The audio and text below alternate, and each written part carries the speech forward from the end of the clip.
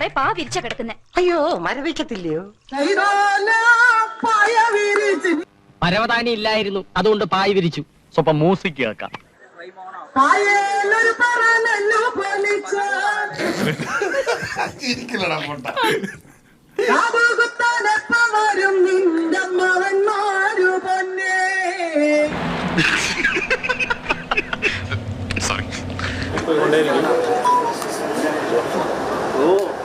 എന്റെ നെഞ്ചിൽ പാണ്ടിയും പഞ്ചാരി ഒരുമിച്ച കൊട്ടണേ. രമ്യ ഹരിദാസ് എവിടെയും വന്നില്ല, ഒരു റൗണ്ടിൽ എവിടെയും വന്നില്ല.